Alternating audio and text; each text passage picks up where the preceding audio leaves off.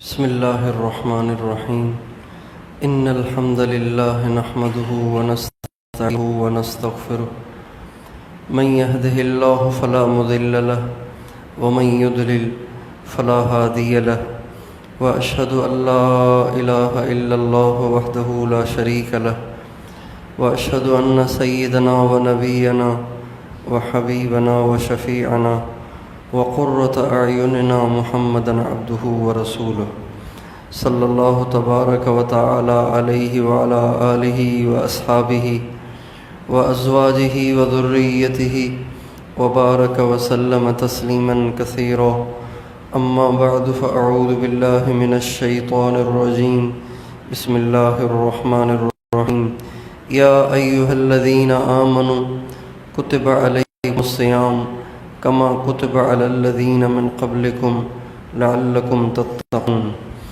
سبحان ربك رب العزة عما يصفون وسلام على المرسلين والحمد لله رب العالمين اللهم صل على سيدنا محمد وعلى آل سيدنا محمد وبارك وسلم۔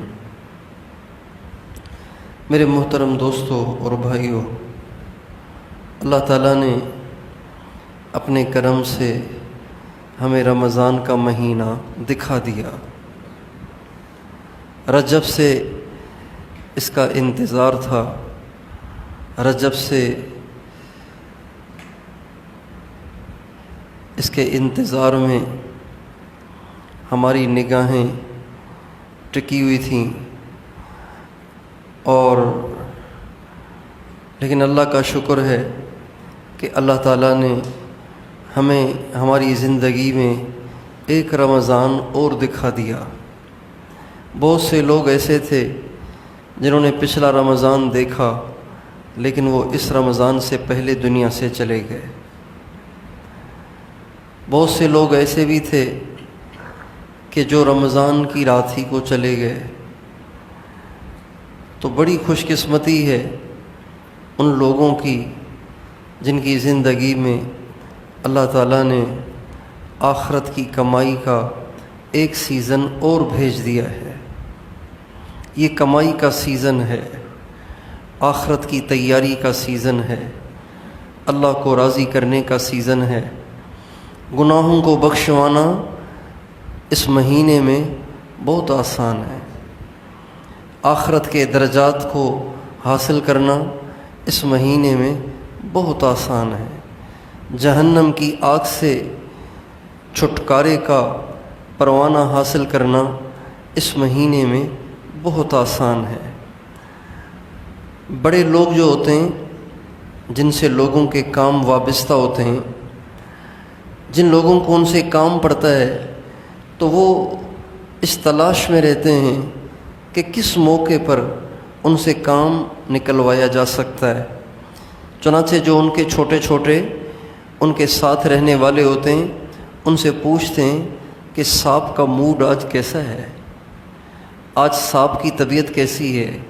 اگر موڈ اچھا ہو تو ہم بھی اپنی بات کر لیں، اگر موڈ اچھا ہو تو ہم بھی اپنا تقاضا پیش کر دیں۔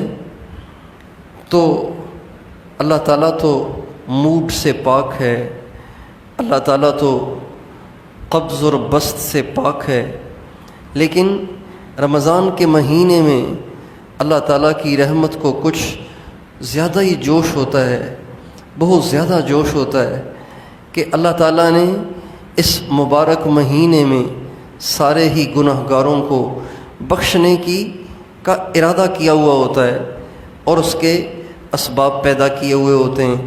رمضان کا سارا مہینہ اللہ تعالیٰ کی طرف سے 24 گھنٹے یہ آواز لگتی ہے کوئی مانگنے والا، ہے کوئی معافی چاہنے والا، ہے کوئی توبہ کرنے والا، ہے کوئی گناہوں سے باز آ جانے اور اللہ کو راضی کرنے کا ارادہ کرنے والا۔ سارا دن ساری رات یہ آواز لگتی رہتی ہے، اور اللہ تعالیٰ دعائیں مانگنے والوں کو ان کے مانگنے سے زیادہ عطا فرماتے ہیں۔ رمضان کے مہینے میں جسے دعا کی توفیق مل جائے، اللہ سے مانگنے کی توفیق مل جائے، سچ پوچھیں یوں سمجھیں گویا اللہ تعالیٰ نے اپنے سارے خزانوں کی چابیوں کا چھلا اس کے ہاتھ میں پکڑا دیا ہے۔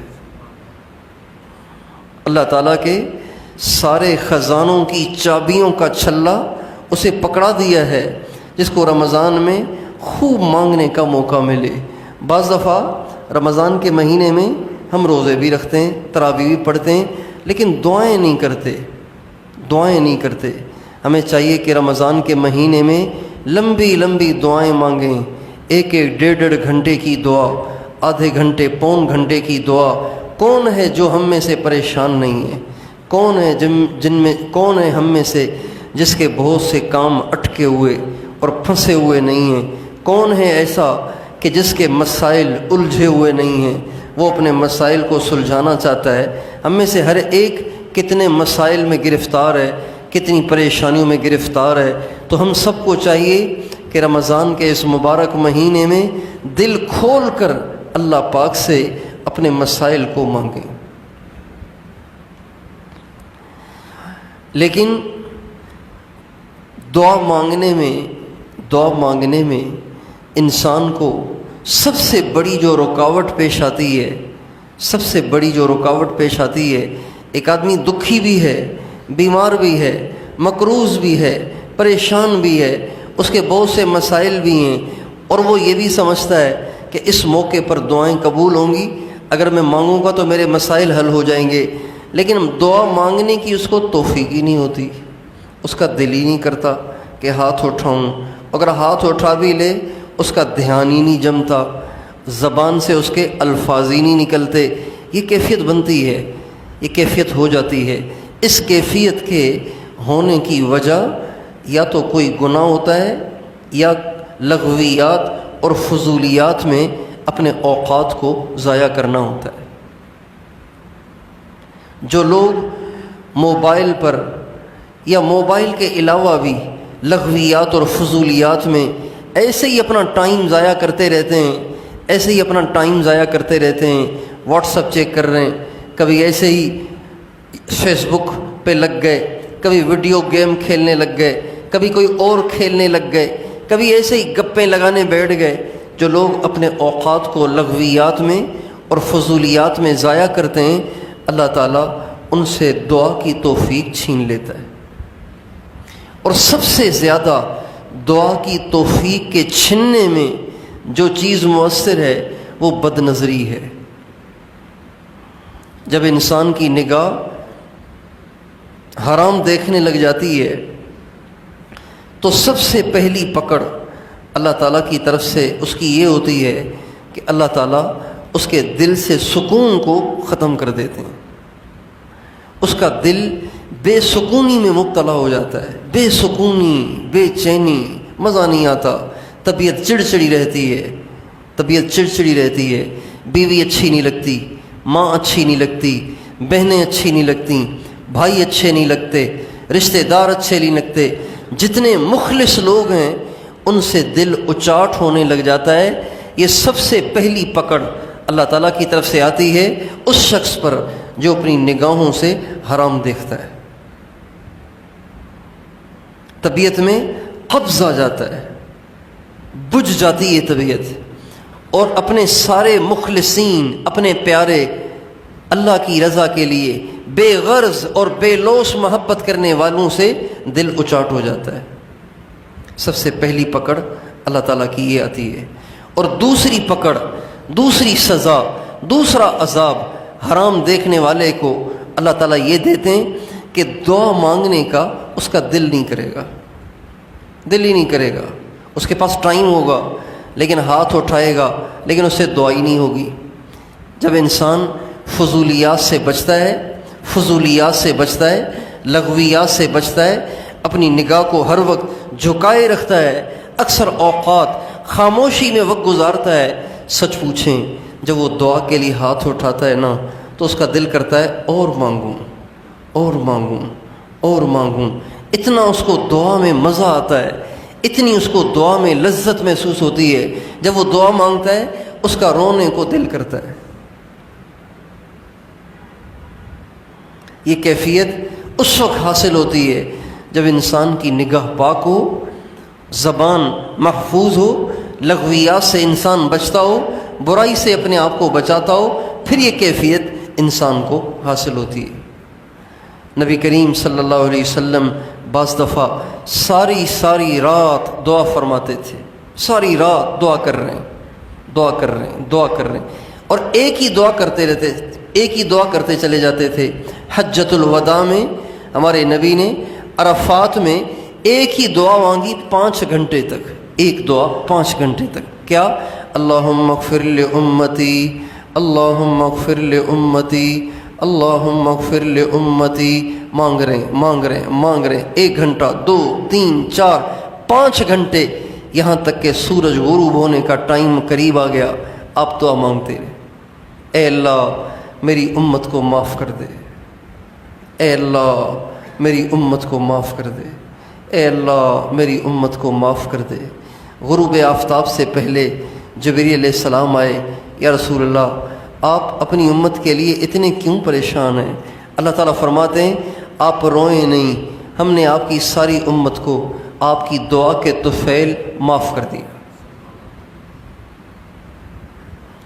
ما خلل مظالم، لیکن ظالم کو معاف نہیں کریں گے، ظالم کو معاف نہیں کریں گے، اس لیے کہ ظالم کے پاس مظلوم کا حق ہے، اس کو معاف نہیں کریں گے۔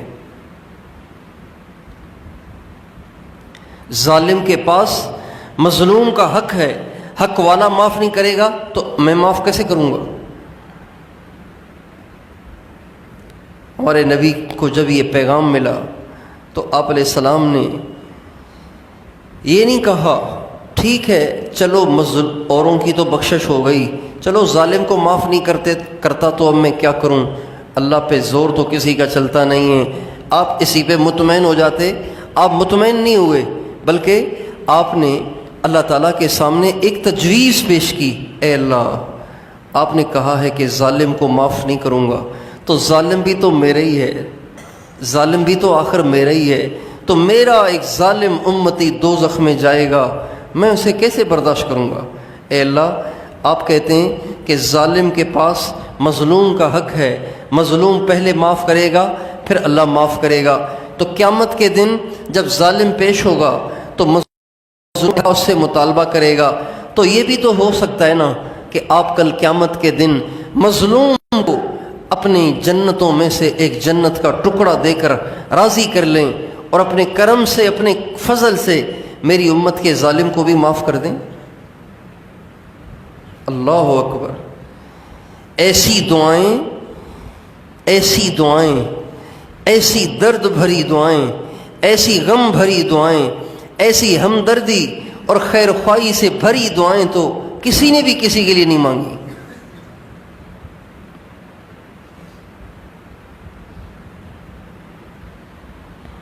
چنانچہ اللہ تعالیٰ نے اس دعا کو عرفات میں قبول نہیں کیا، آپ مزدلفہ تشریف لائے اور مزدلفہ میں آ کے آپ علیہ السلام نے یہ دعا مانگی۔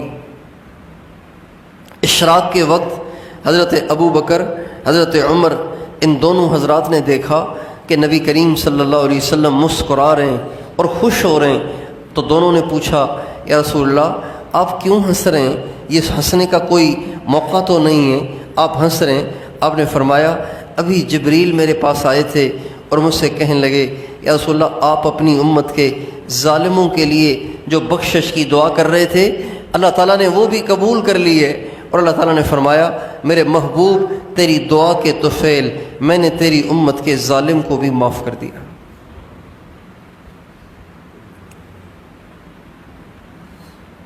ہمارے نبی اتنی لمبی دعائیں مانگتے تھے، تو اس رمضان کے مبارک مہینے میں ہم اپنے اندر دعا کی بھی عادت ڈالیں۔ دعا، دیکھو بھائی ہم ڈاکٹروں کے پاس جاتے ہیں نا، ڈاکٹروں کے پاس جاتے ہیں تو گھنٹوں بیٹھے رہتے ہیں، اپنے نمبر کے انتظار میں گھنٹوں بیٹھے رہتے ہیں۔ کسی دنیا دار کے پاس اپنا کام لے کر جاتے ہیں، نوکریاں آئی ہوئی ہیں، ہمارے مخدوم صاحبان کے پاس نوکریاں آئی ہیں، اب ہمارا غریب اپنے پیپر لے کر، اپنی ڈگریاں لے کر، اپنے ڈاکومنٹس لے کر پہنچ جائے گا اور بیٹھا ہوا ہے، صبح سے لے کے شام تک یہ نہیں سوچے گا یار ناشتہ بھی نہیں کیا، دوپہر کا کھانا بھی نہیں کھایا، یار اب تو شام ہو رہی ہے اور پیاس سے بھی پریشانی ہو رہی ہے، بھوک سے پریشانی ہو رہی ہے، چکر بھی آ رہے ہیں، پتہ نہیں یہ نمبر کب آئے گا، بھاڑ میں جائے نوکری، میں تو جاتا ہوں اپنے گھر۔ کوئی بھی یہ نہیں سوچتا، شام تک بیٹھا رہے گا کہ کبھی تو نمبر آ جائے گا، کبھی تو نمبر آ جائے گا۔ لیکن ہم اللہ سے جو دعا کرتے ہیں تو دعا کرتے ہیں آدھے منٹ والی، 1 منٹ والی۔ کوئی بہت بڑا بزرگ ہے تو دعا کرے گا 2 منٹ والی۔ عام طور پر آپ اپنی مسجد میں ماحول دیکھیں، دنیا کی ساری مسجدوں میں ماحول دیکھیں، یوں ہاتھ اٹھاتے ہیں اور ادھر بھی دیکھ رہے ہوتے ہیں، ادھر بھی دیکھ رہے ہوتے ہیں، پتہ نہیں دماغ کہاں گھوم رہا ہوتا ہے، اور اپنی انگلیوں سے پٹاخے بھی نکال رہے ہوتے ہیں اور داڑھی کو بھی کھجا رہے ہوتے ہیں اور دعا بھی کر رہے ہوتے ہیں۔ یعنی ایک فارملٹی بن گئی ہے دعا۔ کرتے بھی ہیں تو ایسے جیسے آرڈر دے دیتے ہیں۔ ہم لوگ جاتے ہیں نا کسی ہوٹل پہ کھانا کھانے کے لیے، تو ایک آدمی آئے گا ایک واؤچر لے کر، ایک کاغذ لے کر، اس پہ لکھا ہوتا ہے دال اتنے کی اور کڑھائی گوشت اتنے کا، بریانی اتنے کی، سادہ چاول اتنے کے، شورما اتنے کا، وہ پرچہ لائے گا۔ آپ اسے کہیں گے دال لے آؤ، شورما لے آؤ، 4 روٹی لے آؤ، رائتہ لے آؤ، سلاد لے آؤ، ٹھنڈے پانی کی بوتل لے آؤ۔ آپ ایسے ہی کہیں گے نا، یہ تو نہیں کہیں گے یار پانی لے آؤ نا، یار مہربانی کرو بھائی، آپ کا بڑا احسان ہوگا۔ اس کی منت سماجت تو نہیں کریں گے، آرڈر دیں گے، ایک دفعہ کہیں گے تو وہ اسی وقت بھاگ کے لے آئے گا۔ ہم ایسے لگتا ہے جیسے اللہ تعالیٰ نے کوئی واؤچر دیا ہوا ہے اور ہاتھ اٹھائے ہوئے ہیں اور ہم آرڈر دے رہے ہیں، یا اللہ بیوی کو بھی صحت دے دے، بچے کو بھی صحت دے دے، بچوں کو نوکری دے دے، بچیوں کے رشتے کرا دے، تیری مہربانی ہوگی، السلام علیکم، چلو جی۔ ہماری دعا منت سماجت نہیں ہے، ہماری دعا آرڈر ہے۔ ہم اللہ کو آرڈر دے دیتے ہیں اور پھر انتظار میں رہتے ہیں کہ یار اتنے عرصے سے دعا کر رہا ہوں، دعا تو قبول ہی نہیں ہوتی۔ بھائی ہمارے نبی کا ارشاد ہے، اللہ تعالیٰ غافل دل کی دعا قبول نہیں کرتے۔ غافل دل کی دعا اللہ تعالیٰ قبول نہیں کرتے۔ جب دل کی گہرائیوں سے پوری توجہ کے ساتھ ساری دنیا سے رابطے کاٹ کر، ساری دنیا سے امیدیں کاٹ کے انسان اللہ تعالیٰ سے مانگتا ہے، خدائے پاک کی قسم اللہ اس کی دعا ضرور قبول کرتا ہے۔ ناممکنات کو ممکن کر دیتا ہے، نہ ہونے انہونے کو ہونا کر دیتا ہے، محال کو ممکن کر دیتا ہے، نا امیدی کو امید سے تبدیل کر دیتا ہے۔ آپ اس طرح سے مانگ کے تو دیکھیں۔ نبی کریم صلی اللہ علیہ وسلم نے 20 احادیث میں اس رمضان میں ہر دعا کی قبولیت کی خوشخبری دی ہے۔ 20 احادیث میں رمضان میں دعائیں قبول ہیں، رمضان میں دعائیں قبول ہیں، رمضان میں دعائیں قبول ہیں، رمضان میں دعائیں قبول ہیں۔ 20 احادیث میں ہمارے نبی نے یہ بات فرمائی ہے، لیکن ہمیں اپنی نبی کی بات پہ یقین ہو تب نا۔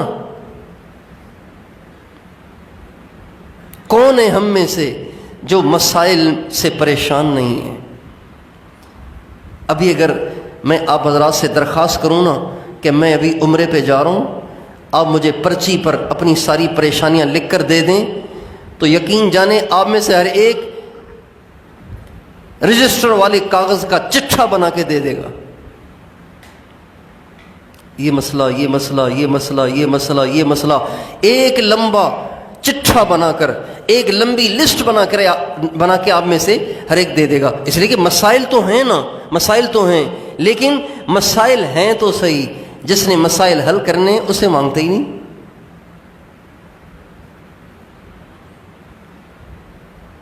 اور مانگتے اس لیے نہیں ہے کہ جس سے مانگ رہے ہیں اس سے ملنے کا یقین نہیں ہے۔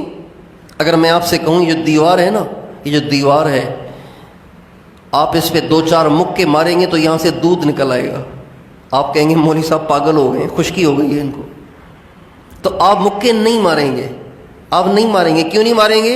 اس لیے کہ آپ کو پتہ ہے کہ دودھ نے ویسے ہی نہیں نکلنا، دودھ نے ویسے ہی نہیں نکلنا۔ مکے مار کے بلا وجہ اپنے ہاتھ میں درد کرنے کی کیا ضرورت ہے؟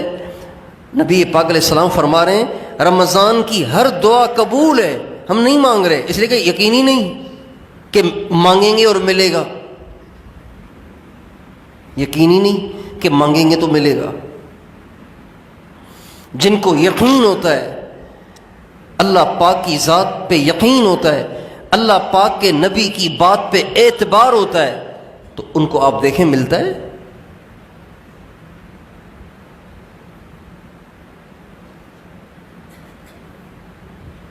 اللہ تعالیٰ سے لینے کا سب سے بڑا ذریعہ وہ یقین ہے۔ جیسے کسی ملک میں داخل ہونے کے لیے اس ملک کا ویزا ضروری ہے نا، ویزے کے بغیر آپ کی اس ملک میں انٹری نہیں ہو سکتی، انٹری نہیں ہو سکتی۔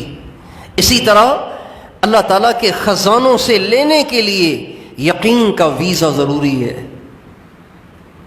اپنے دل کی طرف جھانکیں، آپ کو اس بات کا یقین ہے کہ جب آپ ہاتھ اٹھائیں گے اللہ آپ کے ہاتھوں کو آئے گا، آپ کو اس کا یقین ہے؟ اگر یقین ہے تو سچ پوچھیں، آپ مانگ کے دیکھیں، آپ کو مل جائے گا۔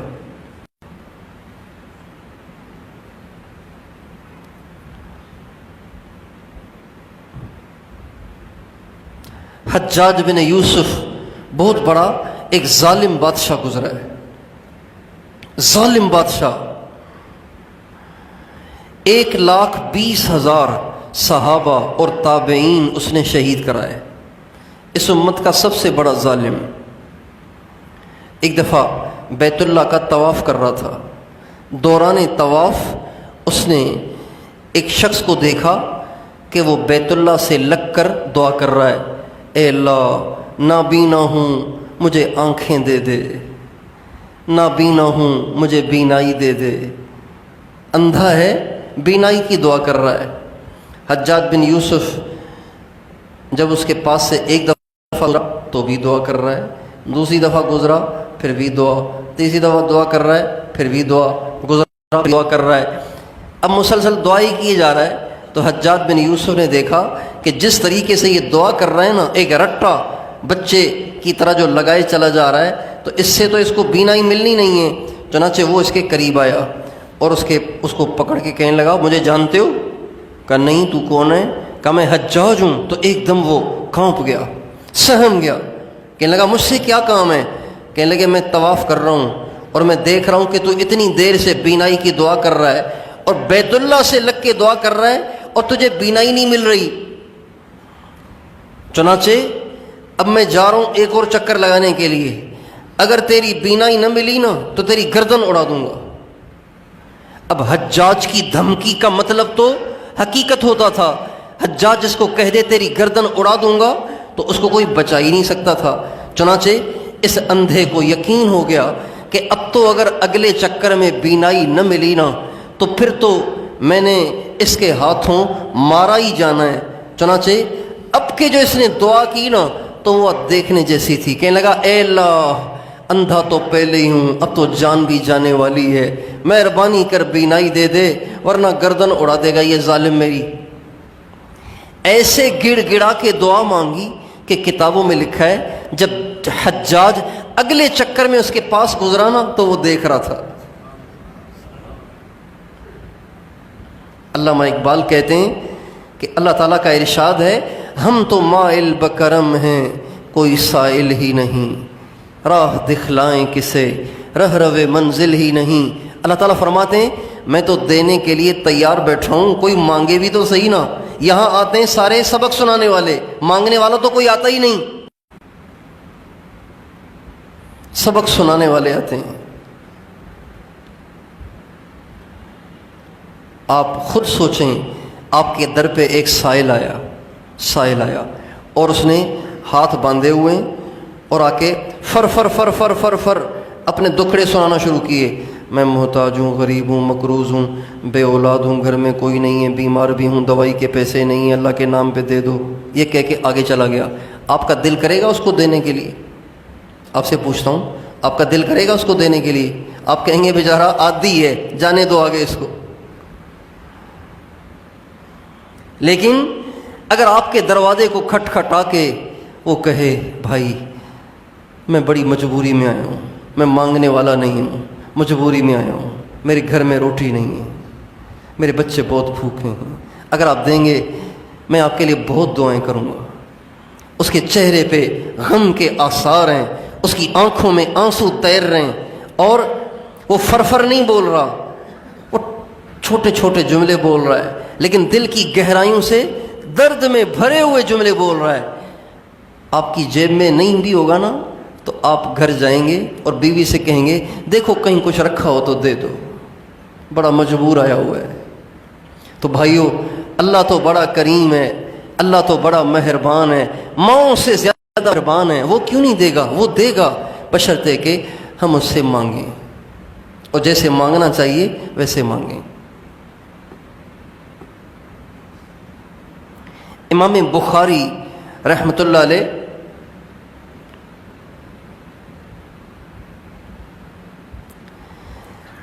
یہ جب ماں کے پیٹ، یہ بچپن میں نابینا تھے، بچپن میں نابینا تھے، آنکھوں سے نہیں دیکھتے تھے۔ ان کی والدہ محترمہ اللہ تعالیٰ سے دعا کرتی تھی، اے اللہ میرے بچے کو بینائی دے دے۔ ایک رات اس طرح گڑ گڑا کے اللہ سے دعا کی، اس طرح گڑ گڑا کے اللہ سے دعا کی کہ رات کو خواب میں حضرت ابراہیم علیہ السلام کی زیارت ہوئی۔ ابراہیم علیہ السلام نے فرمایا مائی رو نہیں، جب تو صبح کو اٹھے گی تیرا بیٹا دیکھ رہا ہوگا۔ جب صبح کو اٹھیں تو حضرت امام بخاری دیکھ رہے تھے۔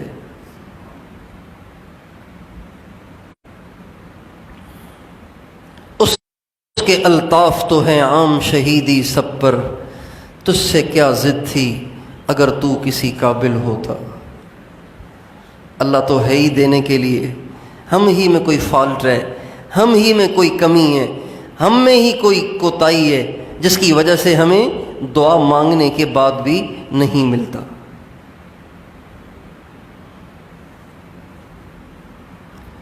دعا مانگنے کا، جب انسان دعا کرتا ہے نا گڑ گڑا کے، تو ایک یا تو یوں ہوتا ہے کہ اللہ تعالیٰ اس کو جو وہ مانگ رہا ہو وہ اس کو دے دیتا ہے، دے دیتا ہے۔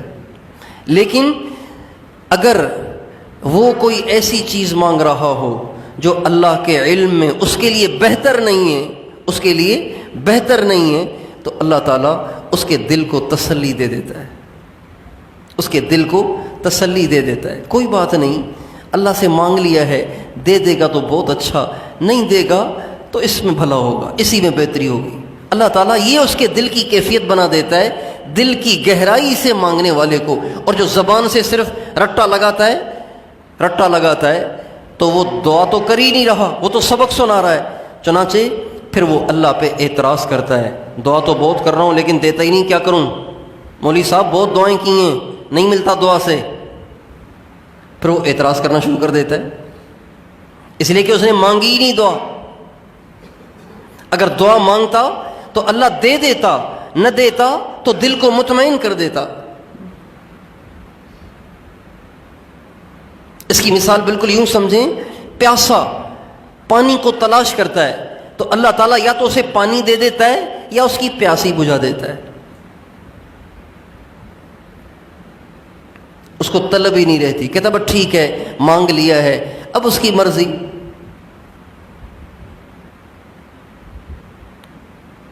اے اللہ میں تیری رضا میں راضی ہوں، اللہ تعالیٰ یہ اس کی کیفیت بنا دیتا ہے۔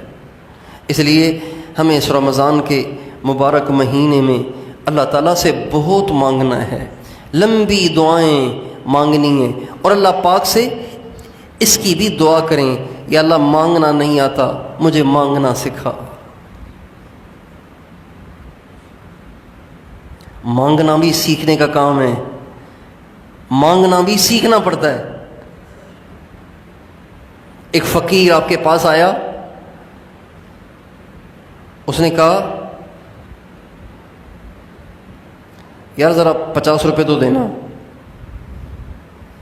نہ حاجت بتائی، نہ مسئلہ بتایا، نہ اپنی بے بسی کا اظہار کیا، ایسے ہی آگے کہنے لگا یار 50 روپے تو دینا۔ آپ کہیں گے کہ آپ کے میرے پاس کوئی پیسے رہتے ہیں، آپ کا میرے اوپر کوئی قرضہ ہے، یا میں نے آپ سے کوئی وعدہ کیا تھا چل یہاں سے، بڑا آیا 50 روپے۔ اس لیے کہ مانگا تو صحیح لیکن ڈھنگ سے نہیں مانگا، مانگا لیکن ڈھنگ سے نہیں مانگا۔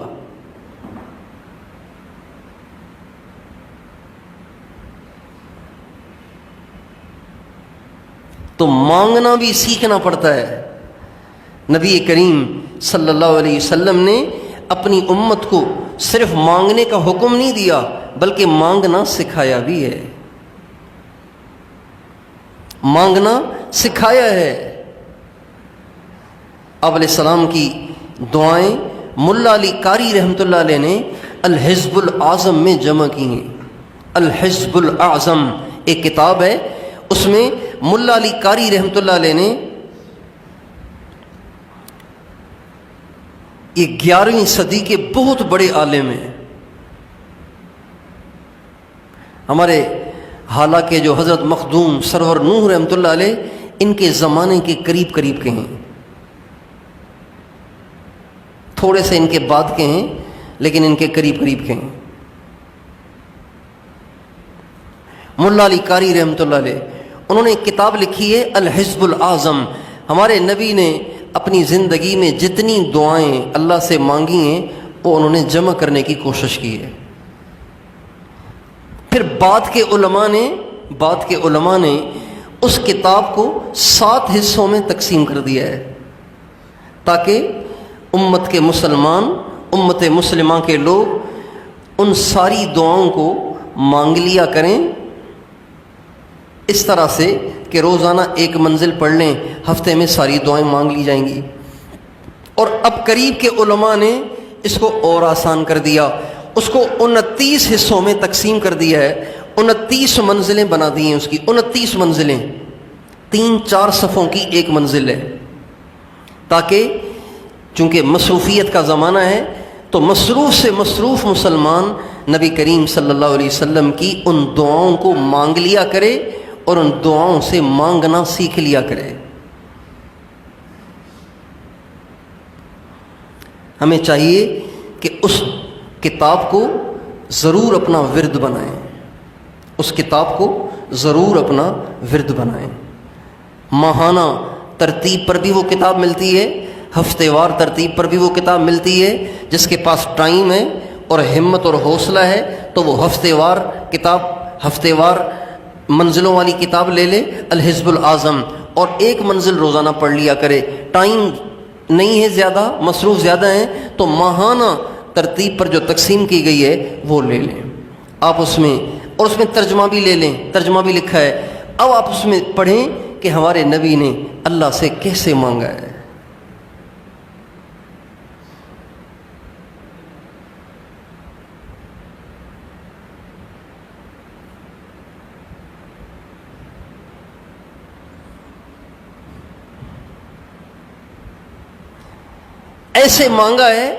ایسے مانگا ہے کہ پتھر دل بھی موم پڑ جائے اور سخت سے سخت دل بھی نرم پڑ جائے، اور نہ دینے والا بھی دینے کا ارادہ کر لے۔ اس مسکنت کے ساتھ، اس عاجزی اور تضرع اور زاری کے ساتھ ہمارے نبی نے اللہ سے مانگا ہے۔ ایک دعا میں ہمارے نبی اللہ تعالیٰ سے کہتے ہیں اسألک مسألۃ المسکین، اے اللہ میں آپ سے ایسے مانگتا ہوں جیسے مسکین مانگتا پھرتا ہے۔ ادعوک دعاء الخائف الضریر، اے اللہ میں تجھے ایسے پکار رہا ہوں جیسے ڈرا ہوا، سہما ہوا، پریشان حال، دکھوں کا مارا ہوا پکارتا ہے، ایسے آپ کو پکار رہا ہوں۔ بچہ الگ چارپائی پہ سو رہا ہے، ماں الگ چارپائی پہ سو رہی ہے، رات کو اس کو ڈراؤنا خواب آ گیا تو وہ چارپائی پہ چیخنا شروع کر، امی، روتا ہے امی۔ تو حضور کہہ رہے ہیں اے اللہ میں آپ کو ایسے پکار رہا ہوں، میں آپ کو ایسے بلا رہا ہوں جیسے ڈرا ہوا بچہ اپنی ماں کو پکارتا ہے۔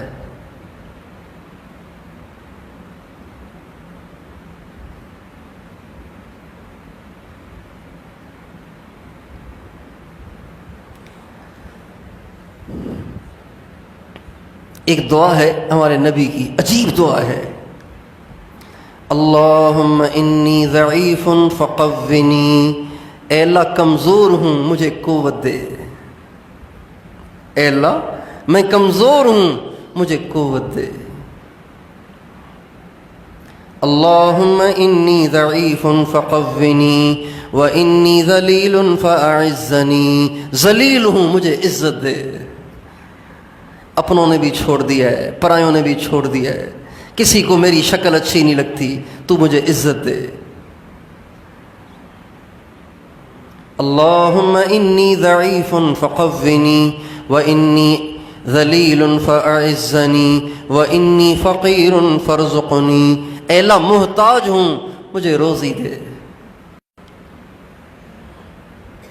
اور ایک دعا ہے اللہم ان ونواصینا وجوارحنا بیدک لم تملکنا منها شیئا فاذا فعلت ذلك بنا فکن انت ولینا واہدنا الی سواء السبیل، اے اللہ میرا دل تو تیرے ہاتھ میں ہے نا، میرے اعضاء تو تیرے ہاتھ میں ہے نا، میری پیشانی کے بال تو تیرے ہاتھ میں ہے نا، تو نے تو مجھے کوئی اختیار ہی نہیں دیا۔ اے اللہ جب سب کچھ تیرے قبضے میں ہے تو مجھے سیدھے راستے پہ بھی تو چلا، مجھے میرے حال پہ کیوں چھوڑتا ہے؟ مجھے میرے حال پہ نہ چھوڑ، مجھے سیدھے راستے پہ تو انگلی پکڑ کے چلا، جیسے چھوٹے کو انگلی پکڑ کے چلایا جاتا ہے نا، ایسے انگلی پکڑ کے چلا۔ فکن انت ولینا، اللہ مجھے اکیلا نہیں چھوڑنا، مجھے ایسے لے کر چل جیسے چھوٹے بچے کو اس کا باپ لے کے چلتا ہے، چھوٹے بچے کو اس کی ماں اپنے ہاتھ سے پکڑ کے لے کر چلتی ہے، ایسے مجھے چلا سیدھے راستے پہ۔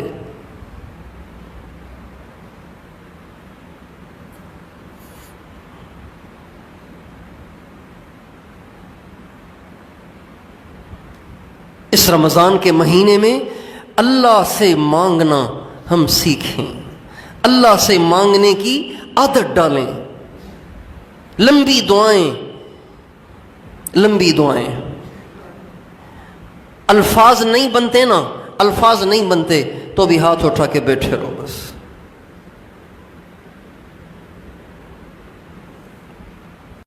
اس لیے کہ اللہ تعالیٰ کو آپ کے دل کے دکھوں کا پتہ ہے کہ آپ کو کیا کیا ضرورتیں ہیں۔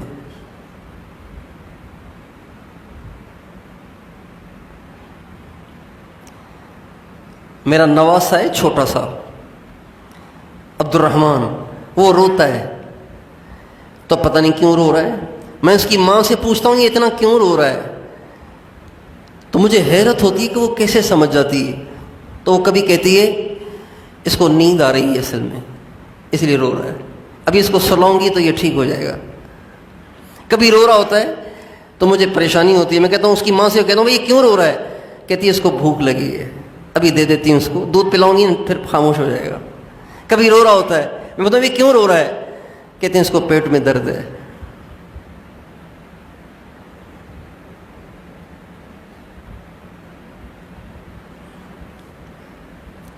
تو وہ تو نہیں کہہ رہا پیٹ میں درد ہے، نہ وہ یہ کہہ رہا ہے مجھے نیند آ رہی ہے، نہ وہ یہ کہہ رہا ہے مجھے بھوک لگی ہے، لیکن ماں جانتی ہے کہ یہ کیوں رو رہا ہے۔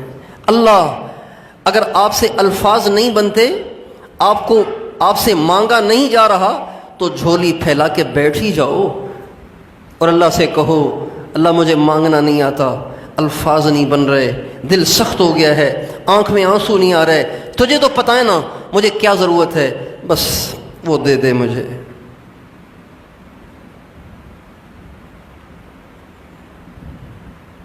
لمبے ہاتھ پھیلائے رکھو، 10 منٹ سے شروع کرو، 15 منٹ تک لے جاؤ، 20 منٹ تک لے جاؤ، آدھے گھنٹے تک لے جاؤ، 40 منٹ تک لے جاؤ، پون گھنٹے تک لے جاؤ، گھنٹے تک لے جاؤ۔ خدائے پاک کی قسم جب 1 گھنٹہ آپ کے ہاتھ پھیلے رہیں گے، یہ ہو سکتا ہے کہ ماں سے زیادہ مہربان کہے کہ میں نہیں دیتا؟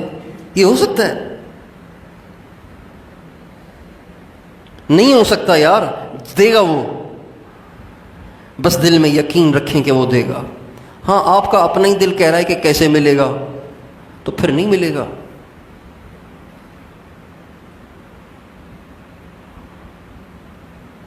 ادعونی استجب لکم، تم مانگو میں تمہیں دوں گا۔ اچھا، ایک عجیب بات ہے کہ اللہ تعالیٰ نے یہ نہیں کہا ادعونی اعطکم، مانگو میں دوں گا، یہ نہیں کہا ادعونی استجب لکم، تم مانگو میں تمہاری دعا قبول کر لوں گا۔ تو علماء کہتے ہیں اللہ تعالیٰ نے اعطکم کیوں نہیں کہا مانگو میں تمہیں دوں گا، یہ کیوں نہیں کہا، یہ کیوں کہا قبول کر لوں گا؟ کیا مطلب قبول کر لوں گا؟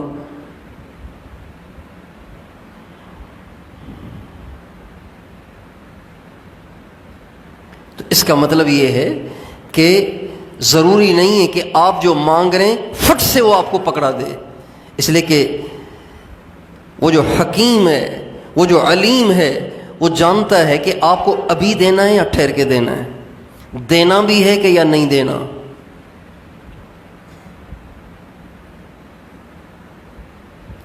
آپ کا بچہ کھانس رہا ہے، مسلسل کھانس رہا ہے، ناک اس کی بہہ رہی ہے، آپ آئس کریم کی دکان کے پاس سے گزر رہے ہیں، وہ چاہے کتنا شور مچائے، آپ کہیں گے بیٹا آپ کے لیے ٹھیک نہیں ہے، آپ ٹھیک ہو جائیں گے آپ کو دے دیں گے، آپ ٹھیک ہو جائیں، آپ کی کھانسی ٹھیک ہو جائے، پھر آپ کو ایک نہیں 10 آئس کریم لے کے دے دیں گے، اس میں کیا بات ہے؟ آپ آئس کریم سے زیادہ پیارے تھوڑی ہیں، آئس کریم کی کیا حیثیت ہے آپ کے سامنے؟ ضرور دیں گے آئس کریم، بس تھوڑا سا ٹھیک ہو جاؤ۔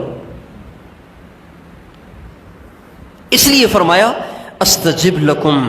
اور بعض لوگ ایسے ہوتے ہیں جن کو اللہ نہ اس وقت دیتا ہے نہ بعد میں دیتا ہے، اس لیے کہ اللہ کے علم میں ہے کہ اس کو نہیں دینا، چنانچہ اللہ تعالیٰ ان کی دعاؤں کو محفوظ کر لیتا ہے، ان کی دعاؤں کو محفوظ کر لیتا ہے۔ جب قیامت کا دن ہوگا، وہ بندہ پیش ہوگا، اللہ تعالیٰ ان دعاؤں کو کھولیں گے اور فرمائیں گے میرے بندے تم نے یہ دعا بہت مانگی تھی مجھ سے، لیکن میں نے قبول نہیں کی تھی، اس لیے کہ اگر میں دنیا میں دے دیتا تو وہ وقتی ہوتا، عارضی ہوتا، تھوڑی دیر کے لیے ہوتا، لیکن میں نے چاہا کہ تیرے پاس نیکیاں تھوڑی ہیں، اس لیے تیری یہ دعائیں محفوظ کر لوں، اور قیامت کے دن جہاں عبادت کرنے والوں کی عبادتوں کا صلہ ملے گا، روزے داروں کے روزے کا صلہ ملے گا، حج والوں کے حج کا صلہ ملے گا، سخیوں کو ان کی سخاوت کا صلہ ملے گا، تجھے تیری دعاؤں کا صلہ دوں۔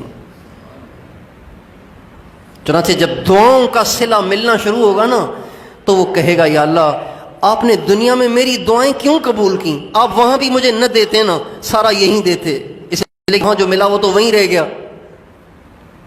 یہاں دیتے نا آپ، تو جو آپ نے دیا یہ تو ہمیشہ رہے گا۔ تو بھائی اس رمضان کے مہینے میں میں اور آپ اللہ پاک سے مانگنے کی، بھکاری بن کر مانگنے کی نیت کر لیں، کریں گے انشاءاللہ کوشش، لمبی لمبی دعائیں کریں گے نا، یقین کے ساتھ مانگیں۔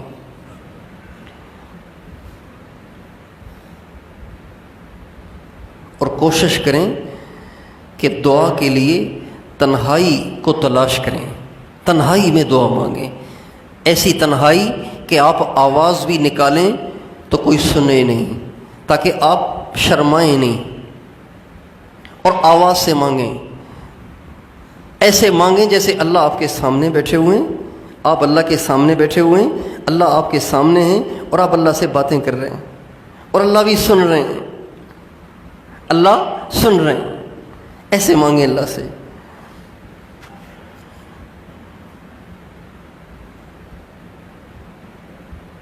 یا اللہ میرا پیٹ ٹھیک نہیں رہتا، بہت دوائیاں کھائی ہیں، پیٹ صحیح نہیں ہوتا، تو آپ کے ہاتھ میں ہے شفا، آپ دے دینا، آپ کی مہربانی ہوگی۔ آپ سے نہیں مانگوں تو کس سے مانگوں؟ کوئی اور ہے بھی تو نہیں، سب کچھ تو تیرے قبضے میں ہے۔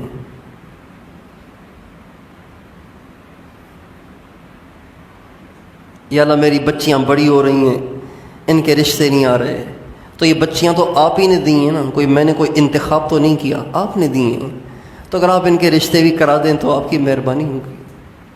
میں کہاں ان کو لیے لیے پھروں، تیرے خزانے میں ہیں، تیرے ہاتھوں میں ہیں، تیرے ہاتھ میں سب کا دل ہے، مہربانی کر کوئی اچھے خیر والے رشتے بھیج دے تاکہ میری بچیاں اپنے گھر میں جا کے سکھی ہو جائیں، مہربانی کر۔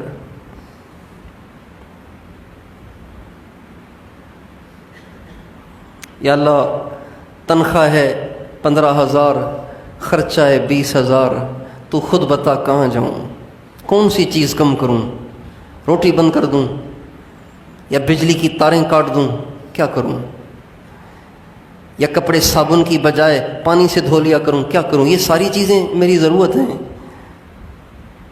تو مہربانی کر 5,000 کا اور انتظام کر دے، یا پھر انہی 15,000 میں میری ضرورتیں پوری کر دے، مہربانی کر، تیرے خزانوں میں کیا کمی ہے؟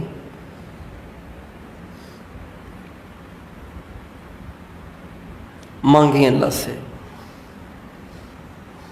کریں گے کوشش انشاءاللہ۔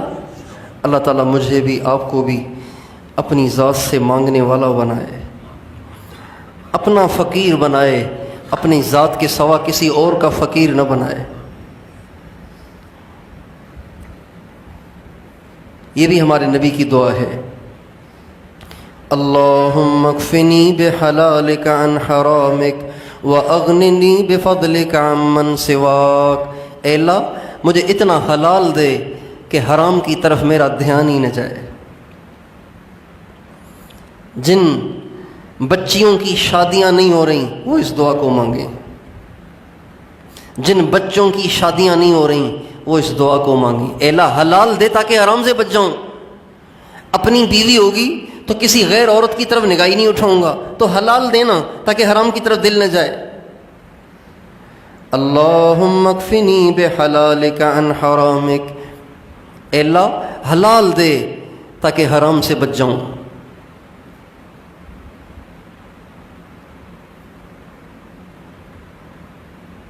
اور جن کی شادیاں ہوئی ہیں پھر بھی ان کی نگاہیں ناپاک ہیں، آوارہ ہیں، وہ بھی اس دعا کو مانگیں، چونکہ اس دعا کا ایک مطلب یہ بھی ہے، اے اللہ مجھے توفیق دے کہ میں حلال پہ اکتفا کروں، حرام کی طرف نہ دیکھوں، اسی پہ گزارا کر لوں۔ اکفنی بحلالک کا ایک مطلب یہ بھی بنتا ہے کہ اللہ مجھے توفیق دے کہ میں حلال پہ گزارا کروں، حلال ہی پہ گزارا کر لوں۔ کتنی اچھی دعا ہے۔ جن کے رشتے نہیں ہو رہے ان کے لیے بھی دعا ہے، جن کے رشتے ہو تو گئے لیکن ان کا دل لالچی بنا ہوا ہے، اب بھی ادھر ادھر ہوس کی نگاہیں اٹھاتا ہے، تو اس کو چاہیے کہ یہ دعا مانگے، اے اللہ میری ہوس کو ختم کر دے، بس حلال ہی پہ گزارا کرنے کی توفیق دے۔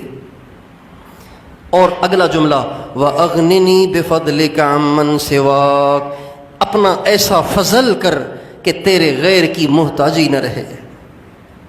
اے اللہ ایسا اپنا فضل کر کہ تیرے غیر کی محتاجی نہ رہے۔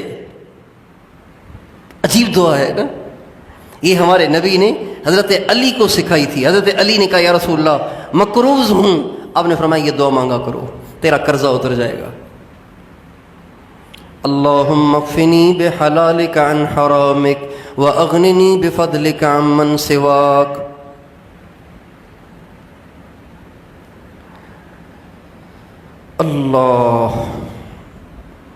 اللہ تعالیٰ محتاجی سے بچائے، اپنا محتاج بنائے۔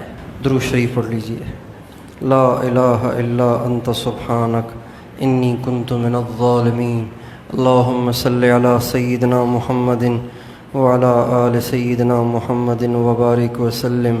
اے اللہ ہم تیرے گناہ گار، خطا کار، گناہوں میں ڈوبے ہوئے تیرے بندے تیرے دروازے پر بھکاری اور فقیر بن کر حاضر ہیں، اپنے گناہوں کی معافی چاہتے ہیں۔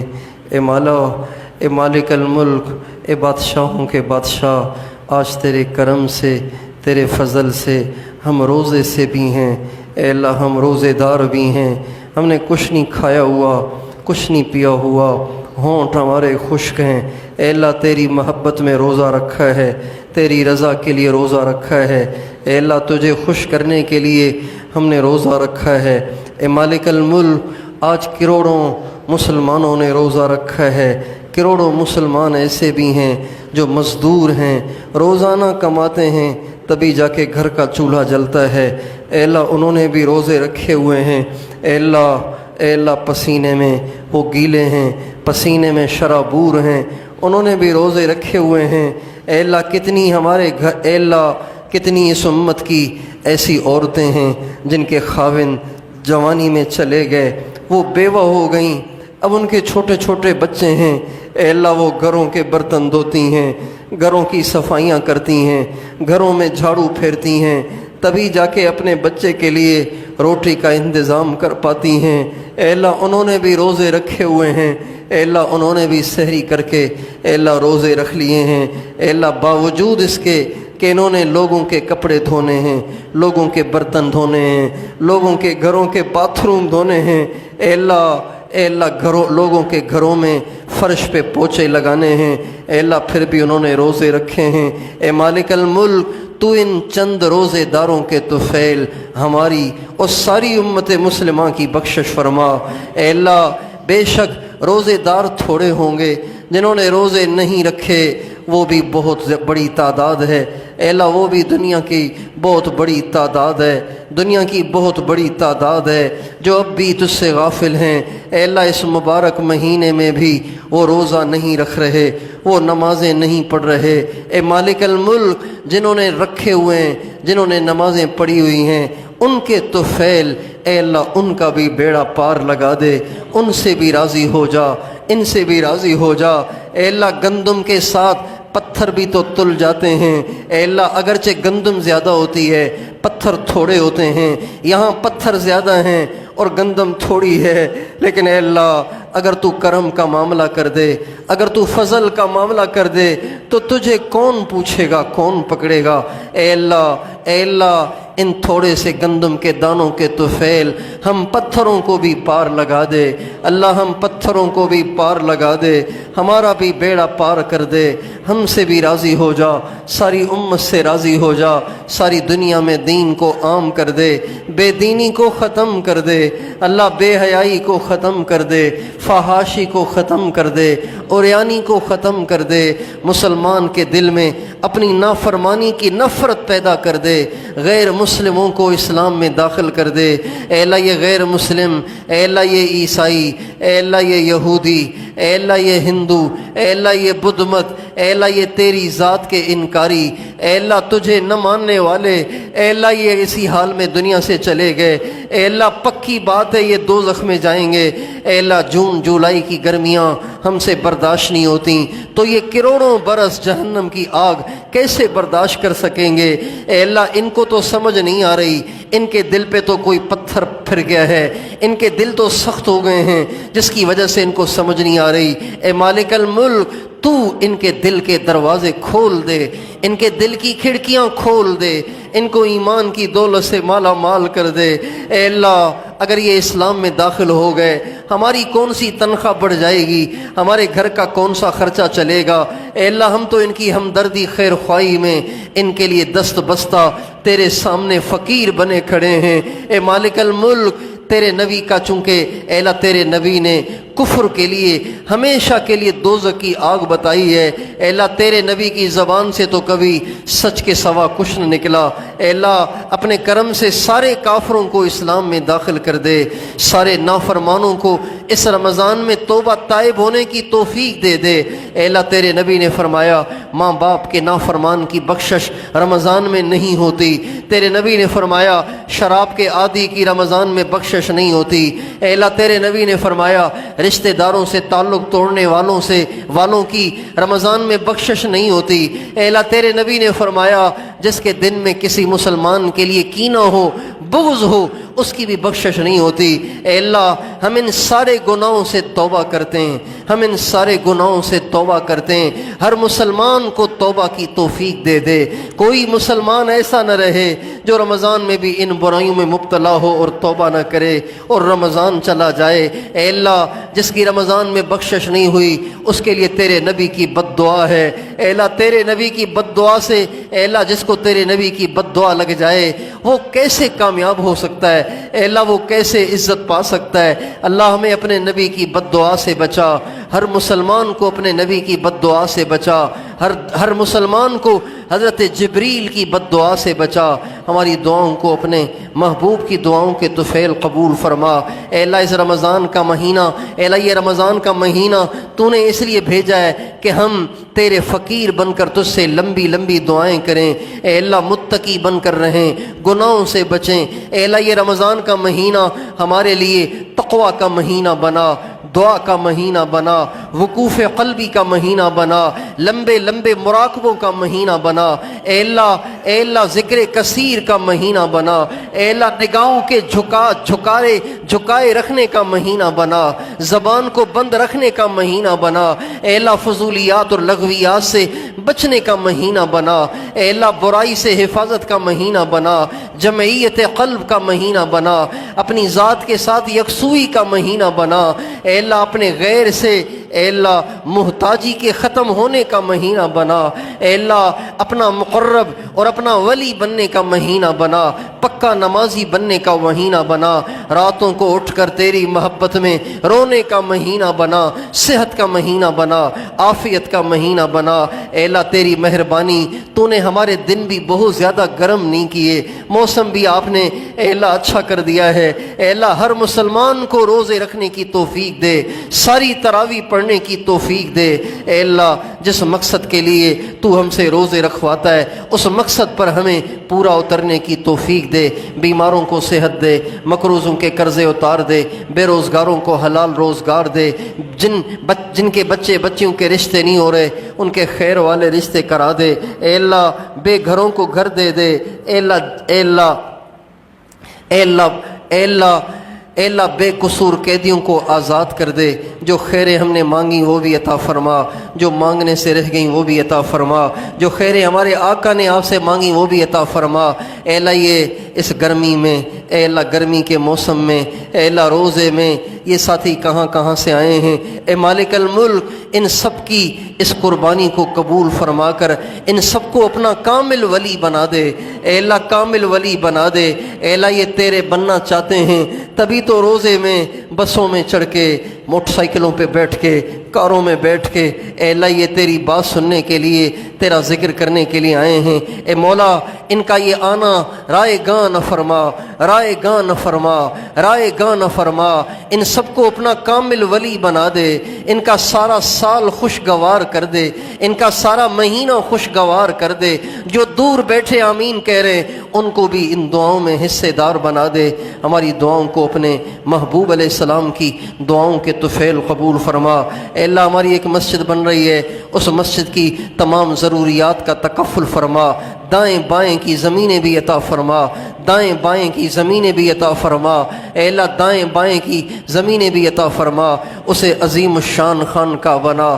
تمام ضروریات کا اپنے غیبی خزانوں سے تکفل فرما، اے اللہ اس جگہ کو کروڑوں انسانوں کی ہدایت کا اور اپنا ولی بننے کا ذریعہ بنا، اے اللہ اپنے غیبی خزانوں سے انتظام فرما، اپنی ذات کے سوا ہمیں کسی کا محتاج نہ بنا، اے اللہ کسی کے سامنے ہاتھ پھیلانے یا زبان کھولنے سے بچا، ہماری دعاؤں کو اپنے محبوب علیہ السلام کی دعاؤں کے طفیل قبول فرما، آمین، وصلی اللہ علی النبی الکریم وعلی آلہ وصحبہ اجمعین۔